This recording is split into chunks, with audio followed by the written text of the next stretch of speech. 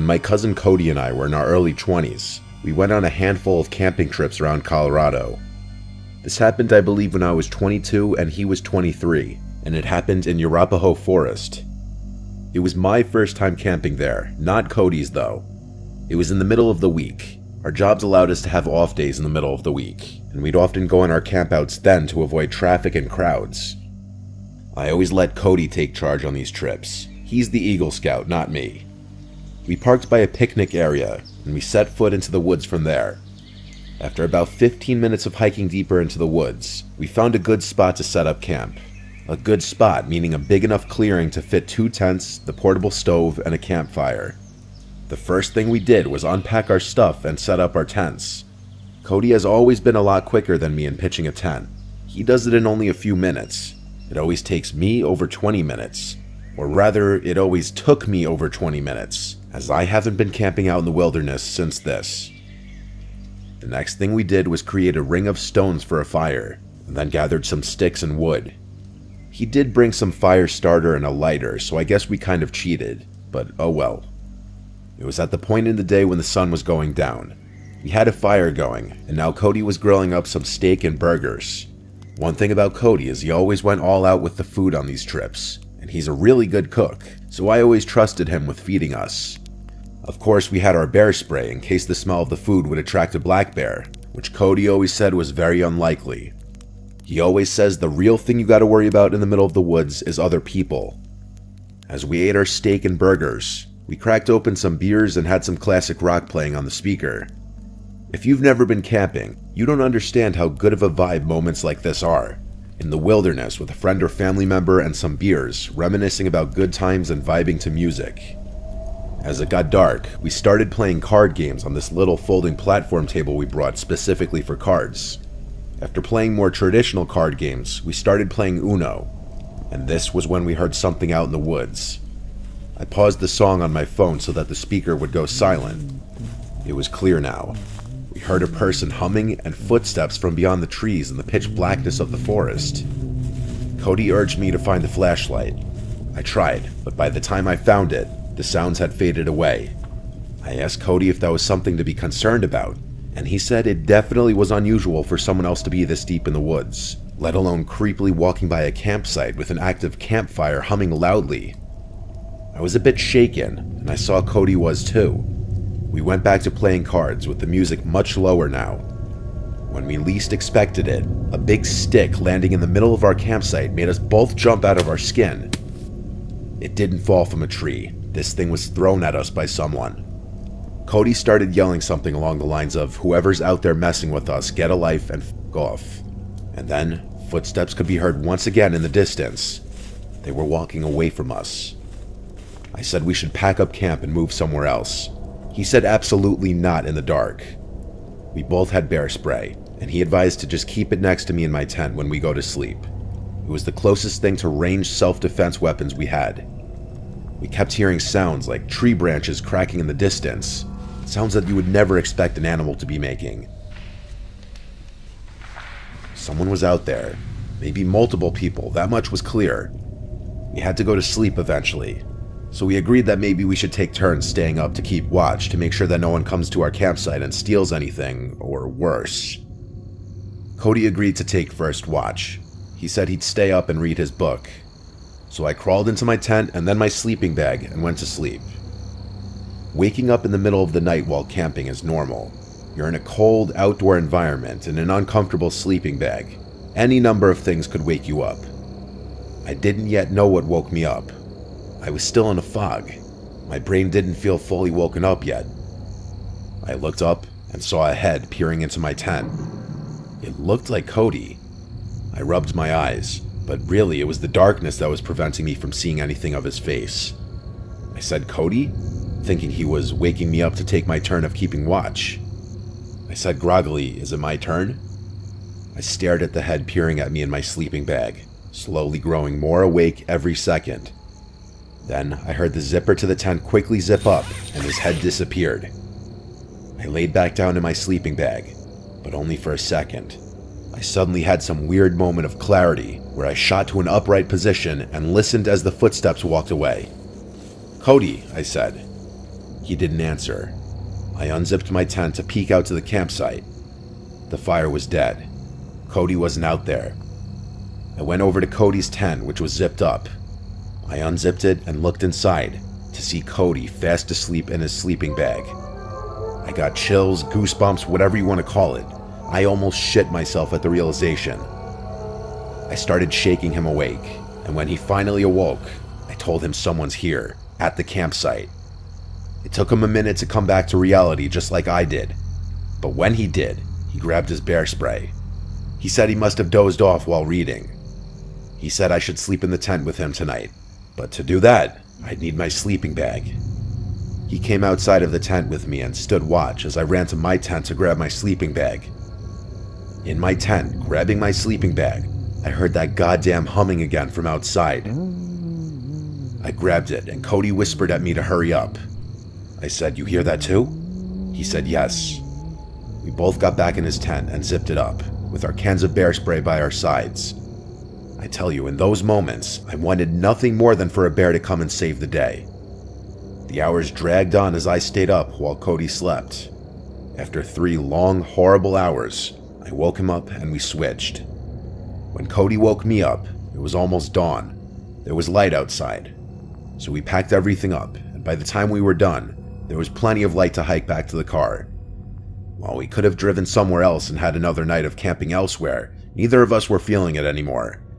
This was a haunting experience, and I think we both just wanted to be in the safety of our houses. It's been 6 years since this happened, and he's hit me up a few times since then about camping, but I haven't really had interest since this experience. People are just too scary.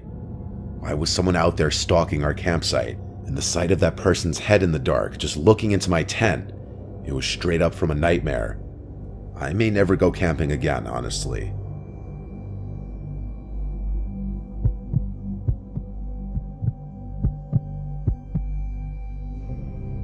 Whenever I was scared as a kid, my dad had always told me in life that you should not be scared of ghosts, fear the living because they can actually hurt you. In my late teenage years, I came into some money after my father committed suicide and I received an inheritance from him. At the time of my dad's passing, he and my mom owned a cabin up in Oregon by Mount Bachelor. The cabin had been put up for sale since my mom could no longer afford the payments, and renting it out was not covering the payments either. The cabin was set to go on the market for sale in less than a month, and was in the process of finalizing all the paperwork with the realtor and lawyer. So for that month's time, the cabin was not going to be rented out any longer and was just going to be vacant. I saw this as a chance to get away for a while and clear my head in light of all the things going on. I quit work, packed up my snowboarding gear, grabbed my dog Midnight, and headed up in my dad's car to the cabin. My first 2 days at the cabin were normal, and nothing out of the ordinary happened. I spent my days playing with Midnight in the snow and snowboarding, and the evenings playing PlayStation or listening to music, drinking and smoking out on the balcony. I had already stocked up on food, cigarettes, and liquor, so I was pretty much a shut-in aside from the occasional out to hit the slopes. With my dog as company and DVDs, PlayStations as entertainment, I was quite content, and started to feel relaxed after all the drama that had preceded my outing. The cabin itself was 2 stories. The bottom story had the living room and a side guest bedroom along with a small kitchen. Upstairs had another 2 rooms along with a walkout balcony attached to the master bedroom. Most of my time was spent either in the living room, kitchen, or master bedroom. I never ventured into the other rooms and always kept the doors leading into them shut. The 3rd day came around and I was going through my usual routine of playing with my dog, playing games, and watching DVDs. That day it was a pretty heavy snowfall, so instead of hitting the slopes, I stayed in. That's when things started getting a bit weird. In our area, there were only 2 other cabins adjacent to ours, maybe a block away from each other. All other cabins aside from these 2 were around a mile away from ours. Surrounding us was mostly forest and very tall pine trees. Both these cabins were empty, and from the past couple of days, I knew that no one was currently staying there. Around midday, while outside with my dog, I noticed what looked like footprints in the snow around the area surrounding our cabin. It was still snowing, so the footprints looked semi-fresh, like someone had just been there in the last 20 to 30 minutes before me. I thought that maybe someone was staying in the cabin near me that I may not have noticed. Maybe they were shut-ins like me. Alright, whatever. The footprints led away from my cabin and they disappeared in the snow towards the denser part of the trees. I disregarded the footprints and went back inside. Nighttime came around, and I decided to head to bed. My dog Midnight was laying on the bed with me when I noticed his ears perk up to a listening position. This was followed by him quickly jumping off the bed and running downstairs to the living room. I lay in the bed and stayed silent. I was honestly freaked out, and I could hear him moving around downstairs back and forth. After around 5 minutes, he ran back upstairs to me and started to do his doggy dance for the sign that he had to pee or that he wanted to go outside. Shit, well fine, I can't say no to him, so we both went downstairs to the outside driveway for him to do his thing. Only he didn't want to pee. As soon as we were outside, he started to pull his leash, trying to drag me to where he wanted to go. He kept looking into the dense part of the trees where the prints had been earlier, but he also kept sniffing the side of the house and looking up towards the roof. After he figured out that I was not going to go where he wanted, he sat himself down and just stared into the darkness. A bit unusual for him, but alright, maybe there's some forest animals out there that he wants to chase down.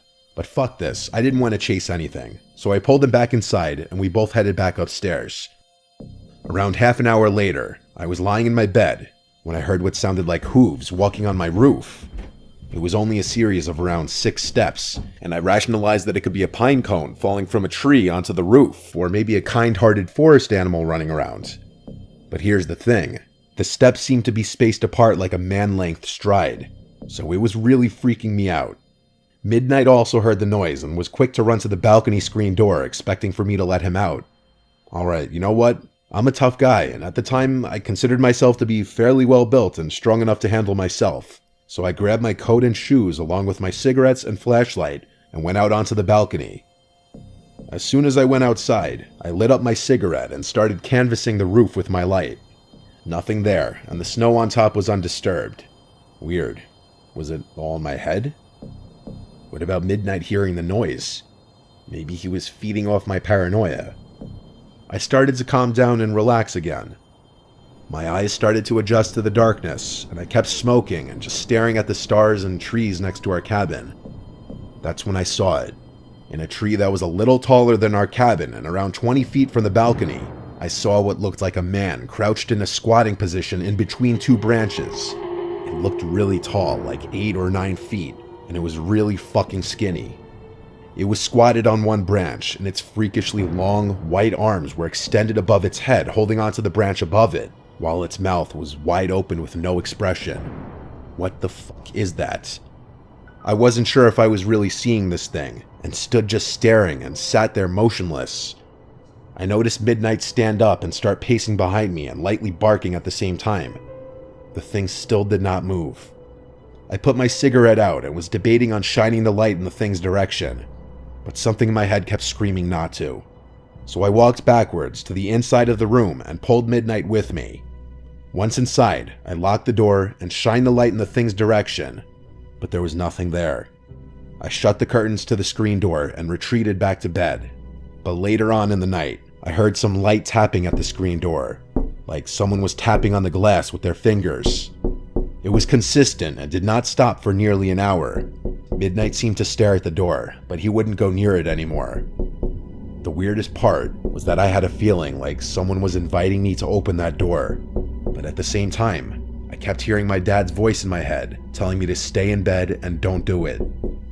I listened to my dad's voice and just stayed where I was. I passed out eventually and woke up in the morning. It didn't take me long to pack everything and get the hell out of there.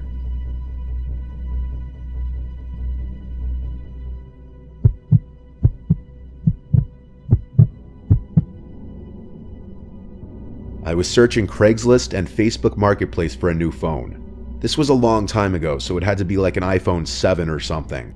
Phones still had the home buttons back then. I found this listing for a phone. It was some generic looking post. iPhone whatever for sale, new, around $300. It was a really good deal for the time, that I remember. He told me all the small details I needed to know, that it was factory unlocked, never opened, and stuff like that. He sent me a video of the box too, still sealed. The guy, whose name was Melvin, seemed nice and easy to talk to over text. I got his number and we discussed a pickup point. His location on the Facebook ad was much closer to me, but over text he was telling me he was only there this morning, and now he went about an hour north. I wasn't happy about this, but this was a really good deal and I didn't want to pass it up. I started asking a bunch of friends if they'd want to come on an adventure with me. Really just a way of making the chore of accompanying me for an hour drive seem fun. My friend Martina actually agreed to come with, on the promise that I buy her food for coming. So this Melvin guy sent me the address of a police precinct about an hour away, saying he only does deals in police precinct parking lots to avoid scams. I obviously had no problem with this. In fact, it made me feel a little more confident in this whole thing. I picked up Martina on the way around 8:30 at night, and off we went. She being in the car and having someone to talk to made the trip more fun. It was also a Friday night, so afterwards we could go out and do whatever we wanted. When I got off the highway, we were about 10 minutes away, and we found ourselves in a very secluded, quiet area. It seemed like a lot of different wooded areas. Occasional buildings and houses, and then more woods. We got to the police precinct, and there was no one visibly parked in the parking lot, besides empty police cars, of course. We drove around the whole building a couple times and didn't see this Melvin guy, who said he was in a black Altima, so I decided to call him. He picked up and said he's having issues with his car on the side of the road, and asked if I could come to him. He sent his location and I checked it. He was on the side of some random road with nothing on either side, and by nothing I mean woods. That's the kind of area we were in. He asked me to come help him jump his car. He had jumper cables. I said, yeah, I guess I can do that. I mean, we drove the hour to get there. I didn't want to just drive another hour for nothing. Martina was shaking her head the whole time I was on the phone. The guy said, see you soon, and hung up. Martina then basically screamed, no way, this is sketchy, we're going home. I told her we'll just drive past the location he sent and see what's up. I did agree with her though. This seemed incredibly sketchy. I just was very upset if we drove 2 hours for nothing. We did drive to the location, and when we got to it, we saw the reflection of a car's front lights coming up on the pitch black road we found ourselves on. As we got closer, I slowed down, and it was in fact a black car, but we couldn't see anyone inside or outside of it. Mind you, it was very dark, but I feel like we would have seen someone's head on the inside or something. Martina said to just keep driving, and I said I know. It was about the sketchiest thing I'd ever seen. A pitch black road between two patches of woods, no streetlights, no other cars in sight. A pretty convenient place to break down and have someone who's coming with a wad of cash to buy something from you come and meet. I drove right past it. Immediately, Melvin starts calling me over and over. I ignored every single call. Then he texted me saying, I saw you just pass me, why didn't you stop? Turn around. Ignored. Martina is a very positive person, so she laughed about this whole situation, and then said, okay, you owe me food. So I looked up the nearest diner, and we stopped there for some food. It was a quiet, small diner. We were just about the only people in there, even on a Friday night. The waitress just took our coffee order, when a lone guy with his hood up steps into the diner and sits in one of the bar stools. He was wearing a navy blue, dirty-looking hoodie.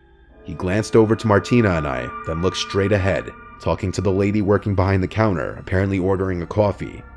The man kept glancing at our table like every minute, so I whispered to Martina, don't look now, but that guy at the counter might be the Melvin guy.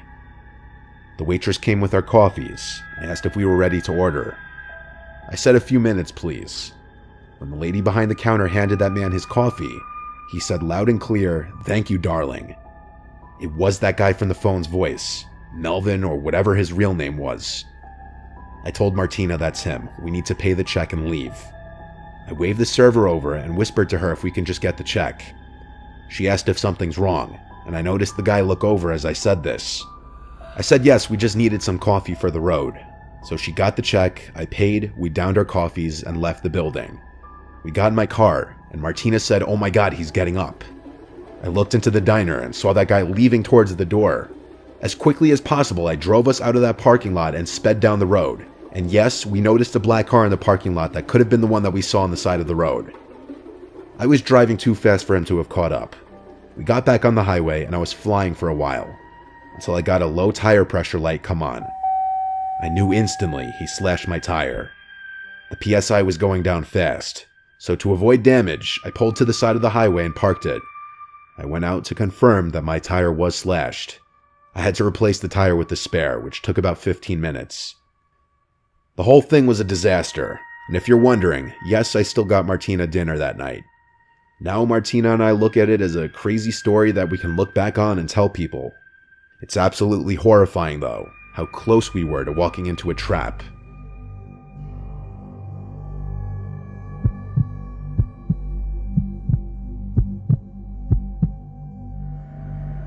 I was seeing this girl for a few weeks. We'd been on 2 dates. Her name was Phoebe. We matched on a dating app and eventually met a few days later. She was 4 years older than me. Our first date was drinks, and our second date we went out with my friends on a weekend. My friends had neutral opinions about her.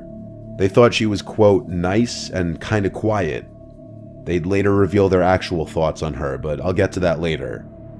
Phoebe invited me to an upcoming high school reunion party. She told me she didn't want to go alone, and honestly, after she came to hang out with my friends and I felt like I owed her. This reunion party was falling on a random Saturday in the fall. It wasn't organized by her school, though. She told me that it was organized by this rich guy from her class, and it was being hosted at his house. I haven't had my high school reunion yet, but as far as I know, these things are usually held at bars or catering halls. We got to this guy's house, and it was admittedly a fancy-looking house. It had a gated driveway, but no fancy cars parked anywhere in sight. My thought was maybe the owner parked his car in the garage during the party. The second we stepped into the house, I felt like everyone was staring at us. More specifically, me.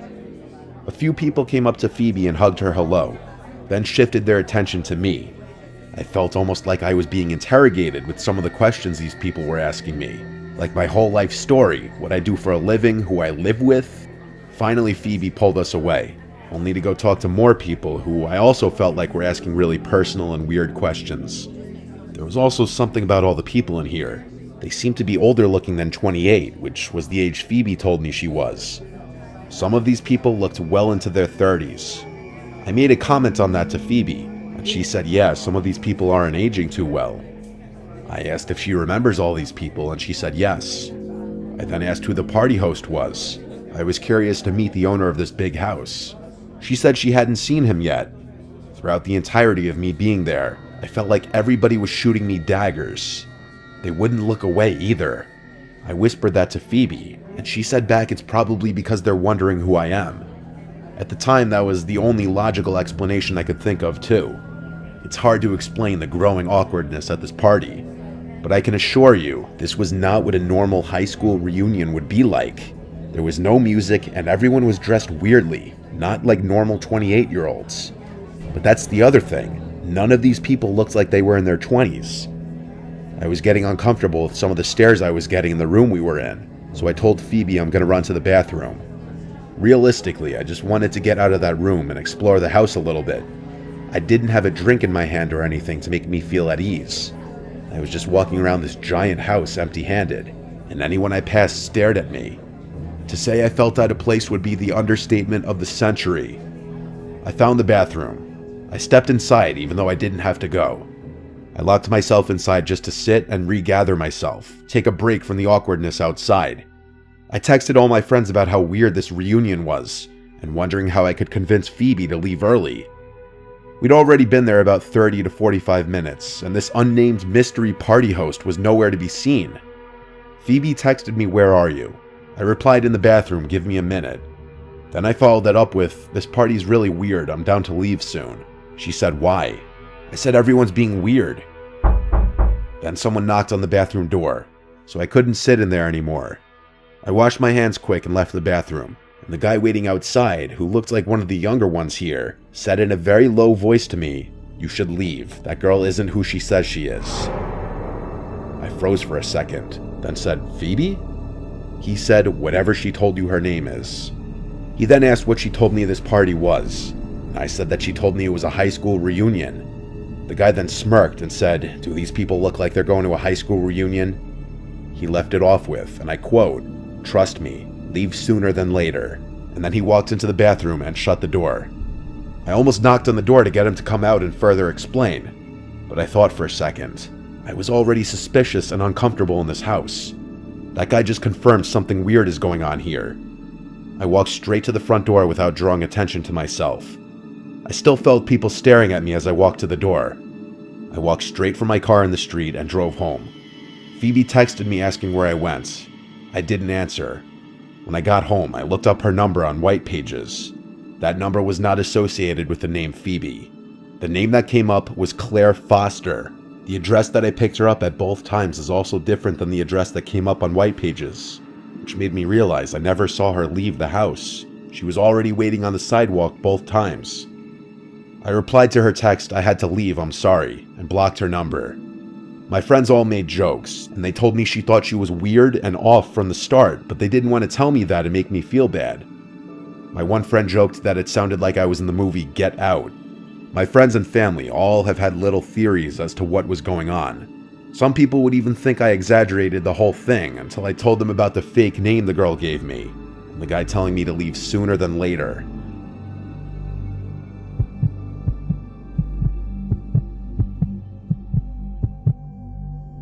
This happened when I was a young child, maybe like 8 years old. My parents had me late. My 2 older siblings are both at least 10 years older than me. I was woken up in the middle of the night to a commotion from downstairs one night. It was my parents. I cracked my door open and heard my parents freaking out about something. I wasn't sure what it was. I went to the stairway and stood at the top, calling down, "Mom? Dad?" My mom came to the bottom of the stairs and said to me, "Go back to bed." I listened without asking any questions. I could tell they were stressed about something though. I was trying to go back to sleep when I heard the front door downstairs slam shut, and then it was dead silent. I presumed they left the house, but I wasn't sure why. Either way, I listened to my mom and went back to sleep. I woke up again to sounds downstairs once more. It was the sound of the front door closing, and then footsteps, but no talking. Naturally, I assumed they were back home and just being quiet so that they wouldn't wake me up. I heard occasional steps and thuds from downstairs. I heard drawers and cabinets being opened and closed, and I thought for sure I heard the fridge opening too. I thought it was my older brother Chris, who's 10 years older than me, and at the time he was already driving, so he was going out and coming home late. So him getting home at like 2 a.m. and rummaging the fridge wasn't abnormal at all. These are all things I was telling myself, logical explanations as to what I was hearing. Eventually, I heard footsteps coming up the stairs, getting louder and closer until they reached the top, and then made their way first thing to my door. My door quietly and slowly opened. I didn't sit up or move. I just had my eyes open facing the door as I was still laying down. There weren't any lights on outside of my room. Whoever was walking around was doing so in the dark, so all I saw was this black mass at my doorway, resembling the shape of someone's head. I said every name starting from Chris to Mom to Dad. Then I just said, "Who's there?" They didn't reply. They just closed the door, and I was left there confused but mildly creeped out. I heard footsteps going downstairs. I was convinced it was my dad now, just coming to check on me after getting home, though I wasn't sure why he was ignoring me. I didn't hear anything from downstairs for a while now. I allowed curiosity to get the better of me, and I went downstairs in the dark. I kept all the lights off as I was approaching the kitchen, and I froze at the doorway, noticing a tall figure standing right in the middle of the kitchen. I said, "Dad?" assuming it was him just based off the size of this person. A deep voice said, "Go back upstairs." I ran back up the stairs to my room and closed the door and jumped under the covers. All I was thinking was, why did my dad's voice sound like that? The reality of a stranger being in the house didn't dawn on my innocent little mind. Not until a little later, when I heard the front door opening and a commotion from downstairs again. The voices of my parents. I went to the top of the stairway again, and they were shocked to see I was still awake. I asked what happened. They told me that Chris had a little accident, but that he was going to be fine. I found out months later that he had gotten into a car accident driving in a condition that he shouldn't have been driving in. My parents got a call from the hospital, and so they rushed to see him first thing, leaving me to sleep. I asked my dad if he had come in my room before, and that was when I learned that they had been gone for hours. My mom started freaking out, yelling at my dad because he had neglected to lock the door when they rushed out of the house. Me telling my parents about the person at my bedroom door and in the kitchen caused my dad to search the house with his gun, and my mom to call the police.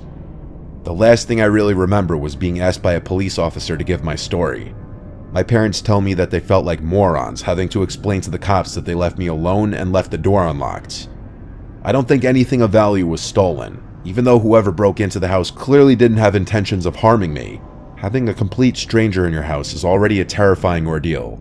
Now imagine going through that at 8 years old.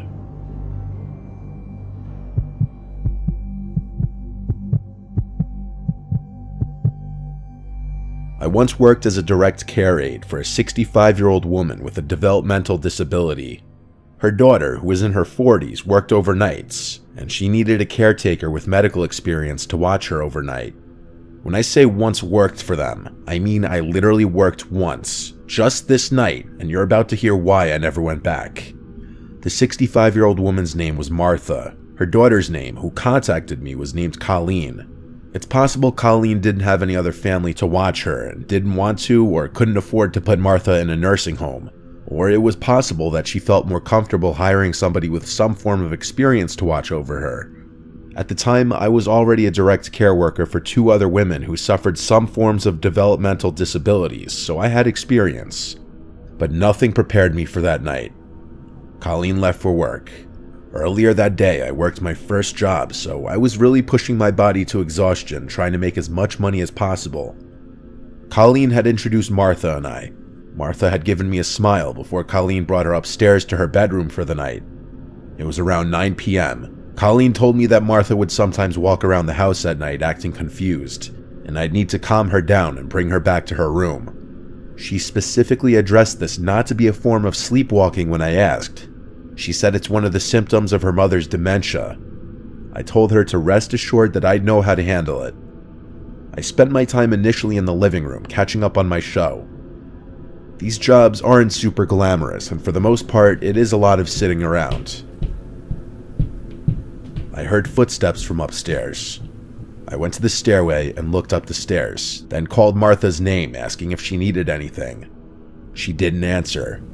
I heard her footsteps go back to her room, and then the door closed. Maybe she went to the bathroom. I went back to the living room and watched some more TV. It was maybe an hour later that I got up to grab my sandwich that I brought from the fridge. As I left the kitchen with a plate and my sandwich to go back to the couch, I nearly had a heart attack and dropped the plate when I saw Martha standing at the doorway. Glass shattered everywhere. I apologized to her and asked if she was okay. She started yelling at me, "Who are you?" I reminded her who I am. I'm her direct care worker here to make sure she's okay. Everything she said at this point was in a loud scream. "Why are you here? I don't know you," things of that nature. I reminded her that we had just met and that her mother Colleen hired me to watch her and the house. This seemed to work for long enough for me to get her to come back upstairs with me and to her room. I brought her up a glass of water and some melatonin and clonazepam. I made sure she took both before going back downstairs. After a few hours, I was absolutely exhausted. I had to get a couple hours of shut-eye. There was a spare bedroom upstairs with a twin-size bed where Colleen said I could rest if needed. I felt like at this point Martha was asleep for the night from the melatonin. I fell asleep within minutes, but I was asleep for only maybe an hour. I woke up to a sound from downstairs. It was this repeated slamming. Every 1 to 2 seconds, something from downstairs was being slammed. I jumped out of the bed. I had left the bedroom door open so that I'd hear anything if Martha got up. Case in point right here. When I got to the stairs, I realized the slamming was coming from the kitchen. I walked down the stairs in as quick of a speed as I could while still remaining quiet. Getting to the bottom, I peered around the opening to the kitchen, and what I saw was like a scene from a scary movie I'd seen before. I saw Martha in the darkness, standing in front of the oven, repeatedly opening it and slamming it shut. It was horrifying. When I say I saw Martha, I really only saw her silhouette. It was that dark in the kitchen. I said Martha really loudly, and she stopped, turned to her left at me, shut the oven door one final time, and started walking towards me, towards the stairs. I said in a now softer, kind of scared-sounding voice, "Are you okay?" She got close enough to me where I could now see her facial features, and she looked at me with this blank expression, then walked right past me and started walking up the stairs. I followed her upstairs, but as soon as she got to her room, she slammed her door shut. I knocked on the door saying, "Martha, are you alright?" She didn't respond. I quietly opened the door just to peek inside, and I saw Martha at the side of her bed, just standing facing the wall. I've seen a lot, but this was some pretty unsettling behavior that I feel like is the exact kind of stuff you'd see in some scary movies, like I mentioned before. I walked over to her and gently eased her into the bed. When she was laying down, I covered her, and for what I was hoping would be the final time, I said goodnight, Martha, and shut her door. I went across the upstairs to the spare room and went back to bed. I purposely tried not to fall asleep for at least half an hour just in case she'd wake up again, but I don't even know if I made it that long. All I know is I fell asleep pretty freaking quickly. I woke up once again, however much later. The room was still pitch black, and the 1-hour alarm I set had not yet gone off. I looked around the room, wondering what woke me up. I didn't see what it was until I heard a sound from inside the closet. I then noticed the cracked open closet door, and the black shadow of a head peeking out of the closet. Again, I almost had a heart attack. I said, "Martha." She didn't answer. I kept saying Martha a bunch of times until she pushed the door open, and I saw her approaching the bed slowly. She started saying what she was saying hours ago again. "Who are you? I don't know you." As she got closer, I tried calming her down, reminding her who I am. I reached for the lamp next to the bed and fumbled with it until it turned on. Martha was holding a huge kitchen knife in her hand. At this moment, everything changed. Martha was now a threat to my life, and I had to worry about myself, not her. I screamed at this point. Martha, put the knife down. I guess my scream stressed her out because she got closer and started screaming back at me, still repeating, "I don't know you." I wasn't going to attempt to calm down a knife-wielding dementia patient. That was not in any job description. I mapped out a way to run around her in the bedroom, and I went for it. I jumped off the bed on the side further from her, and she screamed again, "Who are you?" She swung the knife at the air as I ran past her. It was a slow and weak swipe from what I saw, but nonetheless showed that she had intentions of actually using it. I got downstairs and grabbed my shoes and went outside. Instead of calling 911, I called Colleen as she requested I do if there's an issue. I was courteous in doing this because getting law enforcement involved is never doing anyone any favors. Colleen was yelling into the phone at me not to leave her, and honestly I yelled back that she attempted to kill me and that I didn't call the police. She had to leave work, of course. I stayed outside of the house, making sure Martha didn't go anywhere until Colleen returned. When Colleen went inside, Martha was back in her bed asleep. Colleen went as far as accusing me of exaggerating the whole thing until she found the knife next to Martha's bed. To not give her any more fuel to blame me for any of this, I left out the fact that I ever went to sleep. But that doesn't mean that I felt in any way I did anything wrong. Colleen even offered me that room to sleep. I never worked in that house again. Martha was a scarier patient than I'd ever dealt with in any of my jobs in my 9 years of being a direct care aide.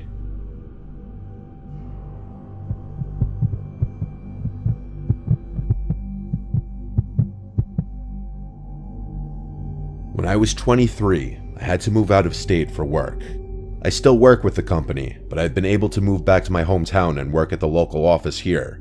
But at the time, I needed somewhere to live that wouldn't be bank breaking. I made a posting on basically all the websites for a roommate: Facebook, Craigslist, Twitter, and even on my neighborhood's subreddit. I had a guy named Rob reach out to me on Facebook stating he has a room available in his place. I looked at his pictures to see if he looked like a somewhat normal guy, and he did. I was open to the idea of having a male roommate, as long as they seemed normal, even though my parents were very against it. Rob and I FaceTimed, during which he gave me a virtual tour of the place. Apparently he owned the place outright. It was a modest house in the middle of town, only a 10-minute drive from where my office would be.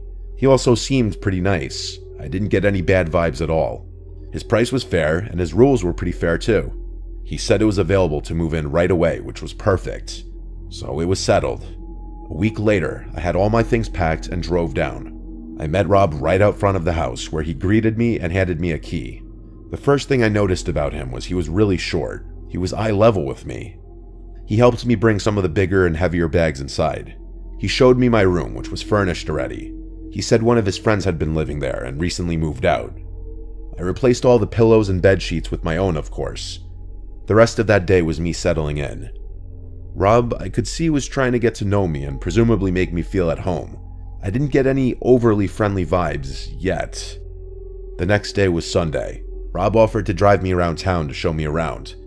I wasn't eager to, but I said sure, just to get off on a good start with him. He drove us around town, showing me where the good shopping centers are, good restaurants, and stuff like that. But then he offered to get us lunch. I really wasn't hungry, and he was suggesting a sit-down lunch, almost like a date. I didn't want him to get any kind of wrong idea, I just needed a room. I said I'm not hungry, and then he right away suggested we go grab drinks somewhere instead. I politely shot it down too, saying I don't drink on work nights. He was being a bit pushy, saying, come on, just a couple drinks. I still maintained my politeness and said another time. He gave up, and he went really quiet all of a sudden, like he was upset. I'll admit, I was slightly uncomfortable, but nothing I couldn't handle yet. That week was my first week at work, and so my attention was focused mostly on adjusting to the work week. It wasn't until a few days into the week that I got home and did my laundry and noticed my hamper full of clothes seemed moved. Like the clothes weren't how I remembered they were left, and it wasn't until I was loading the washing machine that I noticed a pair of my underwear was missing. I checked my room top to bottom like 5 times. It was gone. I had a disturbing thought. What if Rob... No, I refused to believe that just yet, and there was no chance in hell I would confront him and ask him that. Still, I was now starting to wish there was a lock on the bedroom door. That weekend, I bought a lockable doorknob from Ace Hardware, and while Rob wasn't home, I swapped out the current doorknob with the new one. Now I could leave the place in peace. I figured I'd tell Rob the next time I saw him. He didn't come home that night, though. He must have been working. His schedule seemed pretty random. That night, I awoke to banging on my bedroom door. It was Rob. He was saying my name, and he didn't sound happy. I checked the time, and it was like 1:30 in the morning. I decided I would pretend I'm asleep. I was honestly kind of scared to open the door. I had a feeling it had to do with the doorknob, and I was right. The next morning, I woke up to a bunch of texts from Rob, saying, "We need to talk. Be home after work." I simply responded, "Is this about the doorknob?" And he responded back, "Yes." I apologized to him and said I was planning on telling him. He replied back, "It comes off today." I was getting incredibly nasty and weird vibes from his tone. My next response I thought out a little longer, and basically said how I hope he can sympathize and understand that I'm a girl and I just feel safer being able to have privacy in my room. He responded a little nicer this time, but he still basically said no to my request and that the old doorknob needs to go back on. I was confused, I was upset, but I had to respect his rules. I did also install it without telling him, so I felt like he had a right to be kind of mad. But how did he know I changed it? It's not like I had the old doorknob sitting out in the open. The idea that he tried coming into my room that night kind of scared me. I changed the doorknob back the next day and returned to Ace. This is where things went really downhill though. There was a knock at the door one day when Rob wasn't home. It was a girl around my age. She asked me if I was living here with Rob, and I said yes. She warned me to get out of there immediately, that Rob has multiple restraining orders against him from different girls, and he's known to be a very dangerous, creepy stalker. I was at a loss for words. I asked her how she knew I was here. She said she knew that he was trying to rent his room, and that it's not surprising he opted to have a girl move in. She said she saw me moving in and wanted to wait till he wasn't home to come warn me. I thanked her so much. I truly was terrified now. I had already paid Rob for the entire month. I didn't know what to do. She said she would help me in any way she could. I took her number and she left. I started packing my things and looking for other places I could move to. I found something across town, a studio apartment sublet for a little more money. I contacted the poster of the ad, and she told me I could move in as soon as possible. Perfect. Now I just needed to tell Rob and get my money back. I started packing some of my stuff into my car, and I texted him that I'd have to be moving out tomorrow, as something with my family came up and I needed to go home. He didn't answer. He got back to the house about an hour later and asked me about my text. I came up with my best fake story possible, and he said yeah, he'll give me the money back tomorrow after he goes to the bank. I was super relieved. About an hour later, he knocked on my door, and then said, "Did by some chance some girl say something to you?" I simply said, "No, what do you mean?" And he said, "Never mind, it just seems like you're running away out of here for another reason." I insisted that it was purely because of the family reasons. He said okay and left. Sadly, the story didn't end there. I woke up that night and screamed at the top of my lungs when I saw a black figure sitting on the end of the bed. It was Rob. He turned and put his hand on my mouth and went, "Shh." I said, "Please don't hurt me." And he responded, "Why would I hurt you? I knew someone said something to you. Don't believe what these girls say." I said, "You're scaring me." And this part is still just as insane to me as it was in that moment. He started to caress my leg, and he said, "I don't mean to scare you," right after I said he's scaring me. I got out of the bed and ran for the door, and he screamed at me to stop. I ran outside with my phone in hand and called the police. I hid in the bush until they showed up, and I explained the entire situation to them. They made Rob come outside and give his side of the story. Basically, I told them I just want to get all my stuff out of the room and I'm leaving. So the cops stayed there as I collected the remainder of my stuff and brought it all to my car. I also insisted on Rob Venmoing me the money back while the police were there, and he did so actually. The whole time the police were there, he tried his best to act like some normal dude, I could tell. One of the officers then pulled me to the side to tell me that this guy had been arrested before for other incidents with women, but Rob denied ever coming in my room or touching me or anything, so it was all he said, she said. I left the house and went straight to a hotel for the night. The next day, I moved into the studio apartment. Luckily, the girl who posted it was able to facilitate my quick move-in. I have never and will never live with another man who's not my boyfriend or husband ever again, or just anyone I don't know for that matter.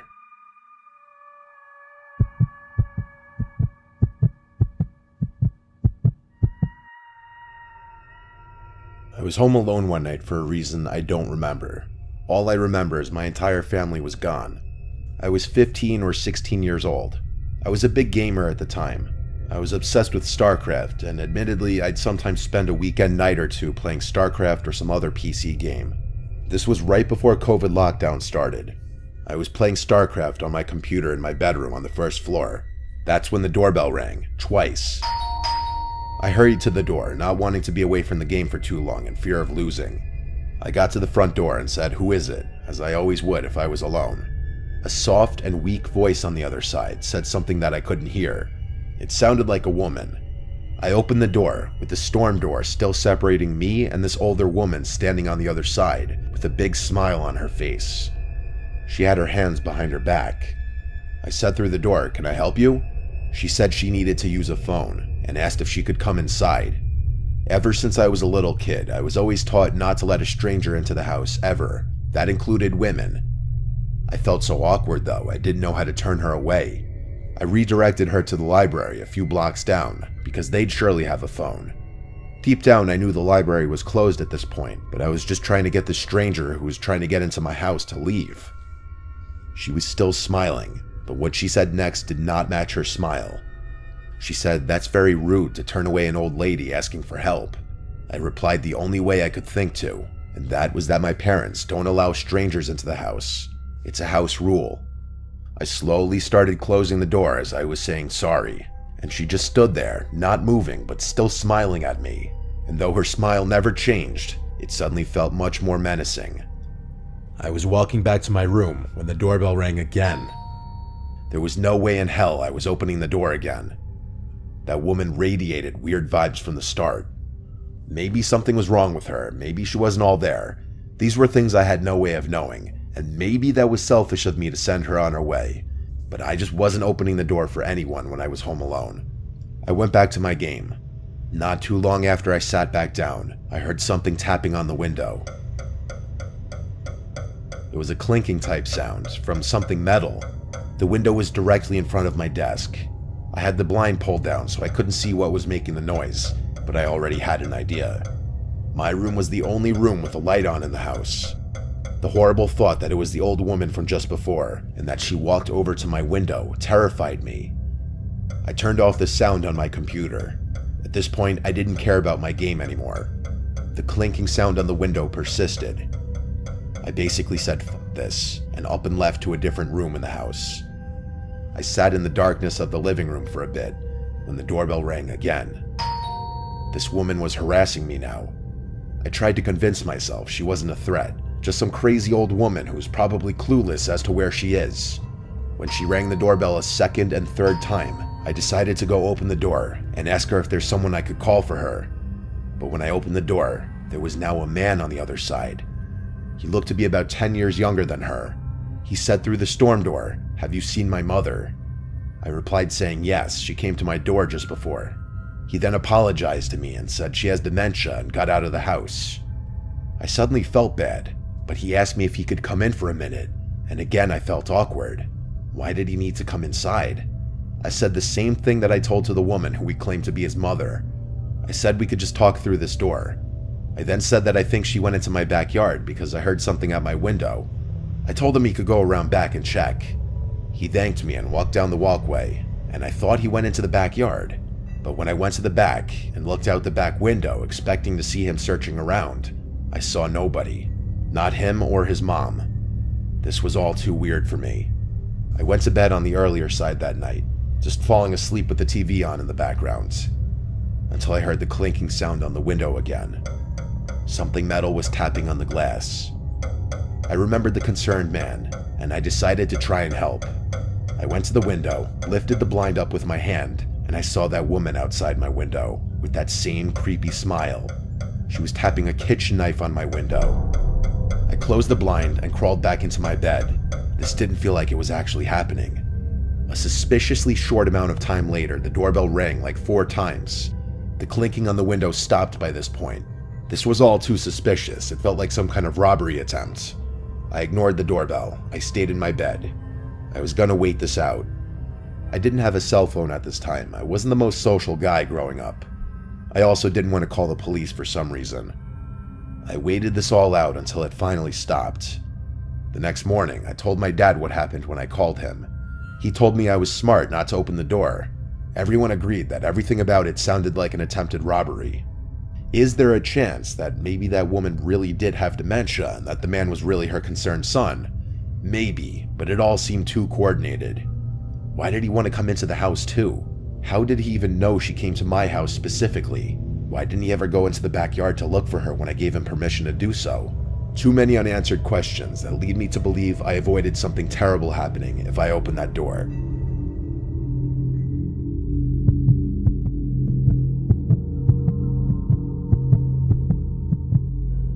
This was something that happened so long ago that a lot of details are a little blurry. It's not like it happened yesterday. I'll try my best to fill in smaller details that I don't fully remember with how I best remember things played out. It was the last day of school. I was in the 4th grade. 4th grade was the last year in our elementary school where kids had to be picked up by their parents. 5th graders were allowed to walk home on their own. My mom would always be the one to pick me up. On the last day of school, my friend Dennis and I had a playdate planned to celebrate the last day of school. Dennis wasn't in my class this year, but we had been friends since kindergarten. He was in a different dismissal hallway from me. After school was over, we single file lined up and walked to the exit door at the end of the hall, where we waited outside by our teacher, Miss Blue. I waited for Dennis's dad to appear from the crowd of parents shuffling in and out of the parking lot next to the doors. Then I heard my name. "Tommy, Tommy." I look over and see a man waving at me as he approached. He introduced himself as Dennis's uncle and said he was picking me up. I went over to Miss Blue and said I'm being picked up. She asked, "Where is he, sweetie?" And I pointed to Dennis's uncle who waved at Miss Blue. Miss Blue dismissed me and I went with the man.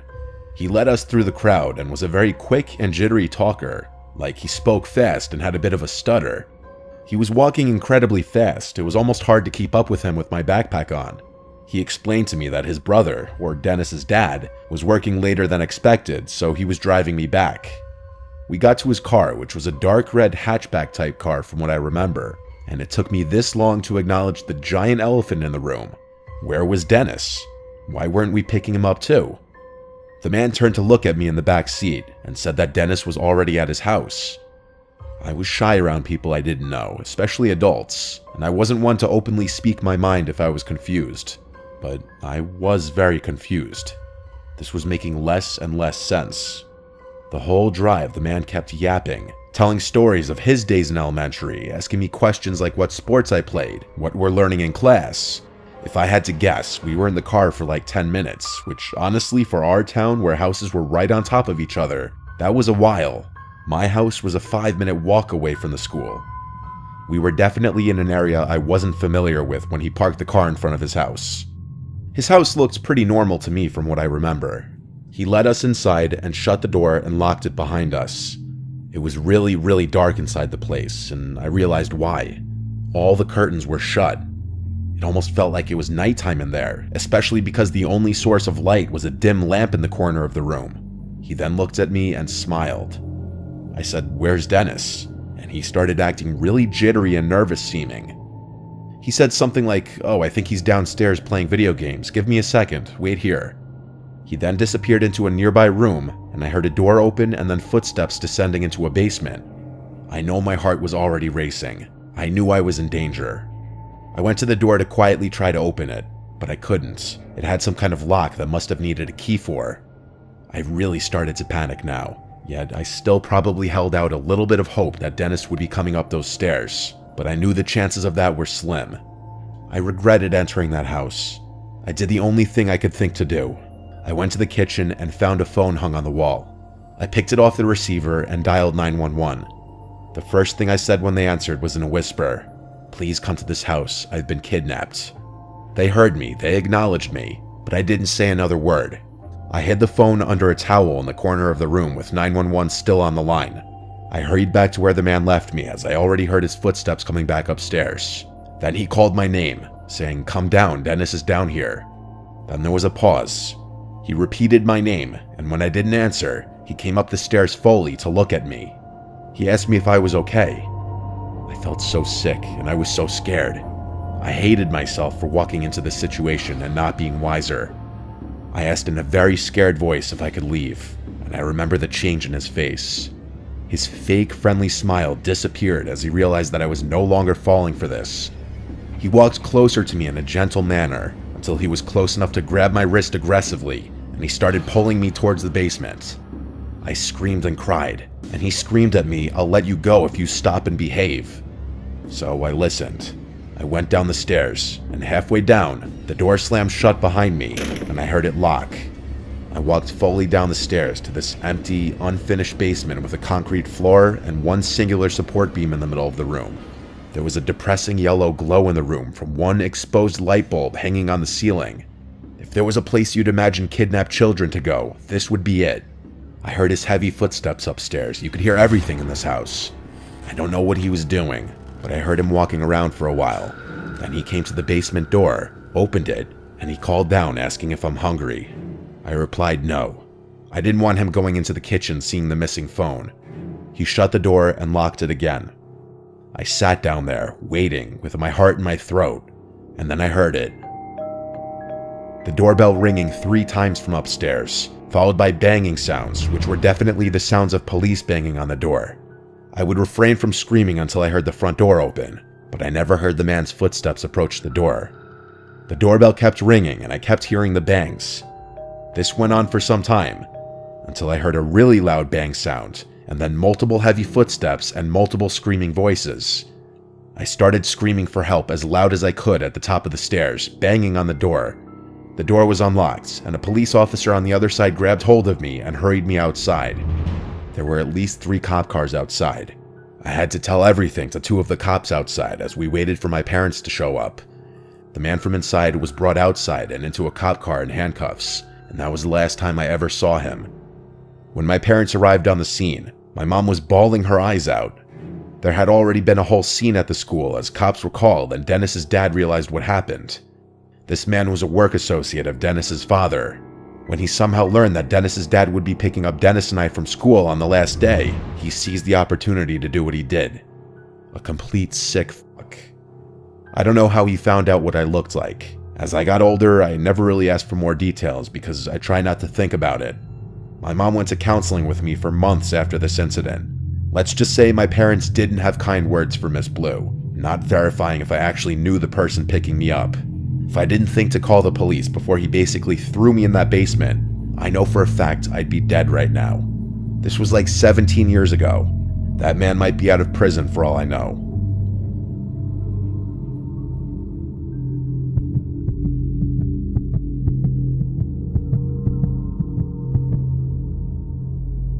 It was New Year's Eve of 2020, and all of us were ready for this horrible year to be over. My friend Logan was throwing a house party. I arrived early to help set things up. I secured a spot to sleep in his parents' room, meaning I could drive to the party and drink without having to worry about driving home. His parents obviously weren't home for the night. Most of our close friends in our friend group came, plus a bunch of Logan's friends who I didn't know. The party was fun. At midnight, everyone screamed Happy New Year and cheers their drinks. After that, people slowly started circulating out and the party started to quiet down, as people went to either other parties, bars, or home. The later the night got, the more it became just the closer friends staying behind until it just turned into a chill drinking session in the living room. This went on late into the night. It was likely 3 a.m. when the last of everyone who wasn't sleeping at Logan's house was gone. As it quieted down, we started hearing this occasional sound. At first we didn't know what it was, but it soon started to sound like a creaking sound. It was dismissed as a sound from the fridge or something at first, which I know sounds stupid, but house appliances often make weird noises. It was just Logan, me, and Cody. Cody was falling asleep on the couch already. It was reaching that time where we were just going to go to sleep. However, eventually we got so bothered by the noise that we had to search. We went to the kitchen, and it wasn't coming from in there. We realized when we were close to the basement door that it was coming from downstairs. Logan opened the door, and we heard this creaking sound.